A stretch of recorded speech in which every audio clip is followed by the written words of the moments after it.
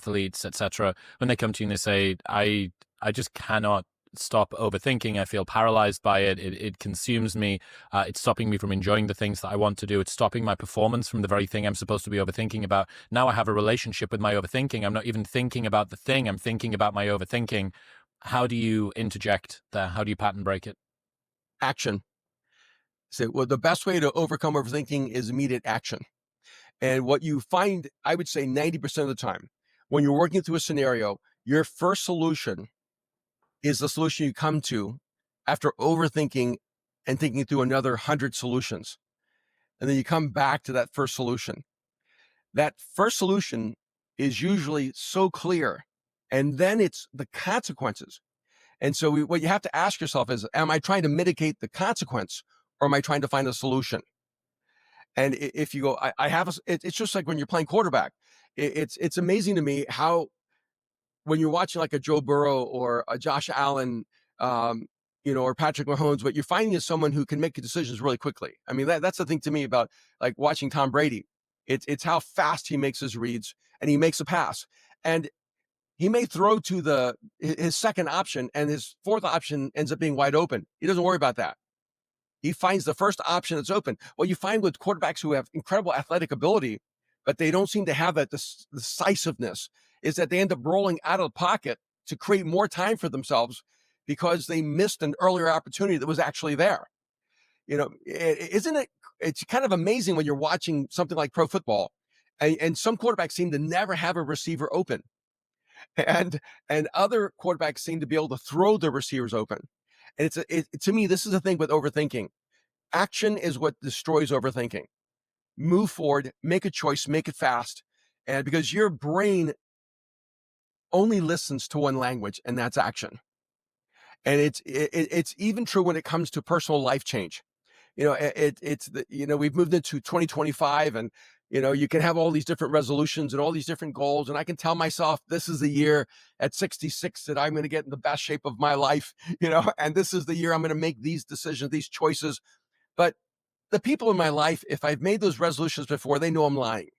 Even if I don't know I'm lying, they know I'm lying because they've heard it before. But you know who really knows I'm lying? My brain. My brain knows I'm lying because it's heard me say this over and over and over again. The only way my brain is ever convinced I'm not lying is action. The moment I act differently, my brain is now hearing a language that has integrity. And it's the same way with overthinking. I say, look, trust your instincts. If you've achieved a level of excellence or of greatness or competency, your first instinct is probably the right one. And then if it doesn't work out, you have a better chance of succeeding the next time than you do with overthinking. It's interesting, sort of bringing it back to the fear thing, that fear doesn't keep you safe. It's keeping you trapped. It Yes. feels like it's keeping you safe, but what it's actually doing is it's keeping you trapped. And being trapped, the paralysis is precisely the thing that's going to keep you fearful. Yeah, that's why I love describing it this way, that your freedom is on the other side of your fear. Because if you're afraid of heights, you stay low. If you're afraid of people, you stay alone. If you're afraid of the dark, you stay in the light. Your fear establishes the boundaries of your freedom. And so when you're defining your fears, you're actually defining your personal boundaries.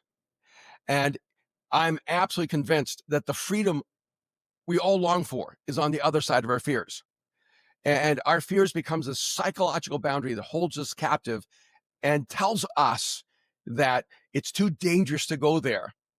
But the moment we go there, we realize, oh my goodness, this is what I've been dreaming for of all my life. I grew up incredibly shy and reclusive and introverted.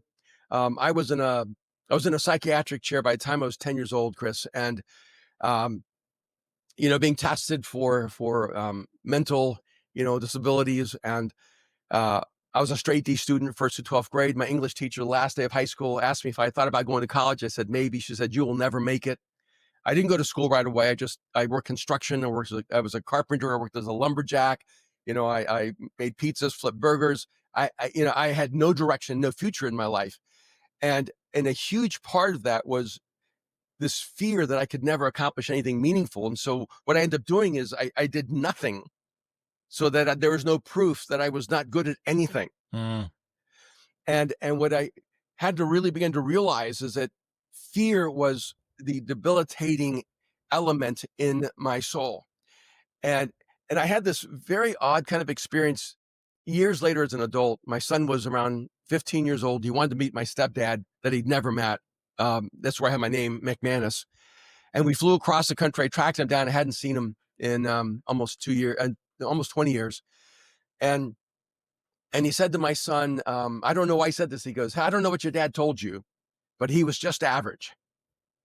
He goes, I don't know if he's talking about athleticism and sports and different things. He goes, I don't know what he told you. Now, his brother was exceptional, but he was just average.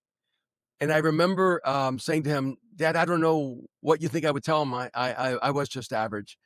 And as I was leaving, what really hit me was he was absolutely right. I hid in the average. The one way to remain invisible in life is to be average. And I was trying to cover all my insecurities and all my self-doubt by just being average, because if you become extraordinary, you now become the target of other people's critique or criticism Hmm. or, evaluation. And one of the choices I had to make in my own life is realizing I want to make a difference in the world. I want to do something that matters. And I remember I had an uncle who drove me to college, about 15-hour drive, and he saw me years later. Goes, "Hey, do you talk now?" And he didn't mean for a living. He meant, "Do I actually talk?" He goes, "I drove you 15 hours. You never said a word." I was so introverted, no one would have ever guessed I would end up speaking to millions of people around the world. And what I can tell you, Chris, is that what shifted for me wasn't that I wasn't afraid to walk up on a platform. What shifted for me was I didn't walk in that platform for my ego, and I didn't walk in that platform for my need or search for self-worth. But I wanted to actually help people find freedom from the fears that had held me back. And I looked at myself and I thought, if I've been trapped in fear at such a profound level and have found my way out, I'm convinced most of humanity is trapped in fear. And if I can just help people find just enough self belief to break out of that prison that they've created themselves by believing these things about themselves, then for me, my life has been well spent. Where does that self belief come from, or that courage? For me, it came really deeply rooted in what later I found it as a faith. I grew up irreligious. I didn't have any spiritual context. I didn't know there was a God or believe in God. Um, you know, and when I was 20 years old and I was in college, I was studying philosophy and was just trying to find meaning in life.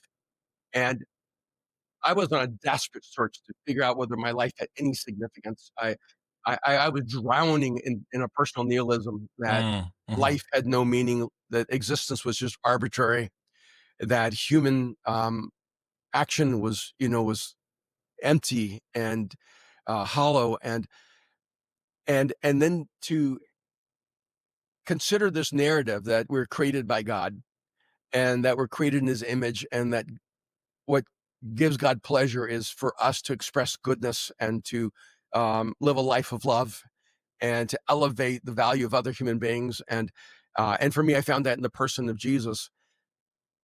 And what helped my self belief was this possibility. I know you can have a lot of scientists and philosophers, and I'm just, for me, it's just very, very personal. Um, the possibility that my life actually mattered was overwhelming to me. And I wish I could say I made this incredibly scientific, academic, mathematical decision. It wasn't. It was for me more of a God. If you're out there and my life matters, I'm in. I just want to make a difference in the world. I want to serve humanity. I want to help people live a life that's fully alive. And my self-belief came in this conviction that my life wasn't about me, that my life had to be bigger than me, and that I could actually shift the course of human history by living a life that expands love and hope and faith. What happened over time with your relationship to fear? Well, it was really kind of interesting because I was driving in through a city that was at that time the highest murder rate, highest crime rate in the United States. And I was considering going down there and working on a project, but I was scared, I mean, out of my mind. And I'm borrowing my girlfriend, who is now my wife, Kim's yellow Pinto. So I'm in the hood in a yellow Pinto. I'm begging to be killed. and, and, and my heart is pounding against my chest. I'm 24 years old and I'm terrified. And I stopped the car in the middle of the street. And I'm kind of new in this whole faith thing. And I just started reading the Bible and I kind of stopped and prayed. I said, God, I can't come down here if I'm scared to death to get out of the car. And all these people of faith were giving me these great verses that were so encouraging, and but none of those came to my mind. There's a particular statement in the scriptures where it says, to live is Christ and to die is gain. And I had this deep sense in this moment that said, Erwin, if you'll just die right now, I'll take you on a life journey that only dead men can walk. And in that moment, I had a personal funeral. And I told myself, I am dead to all my fear, to my existence, and to my doubts.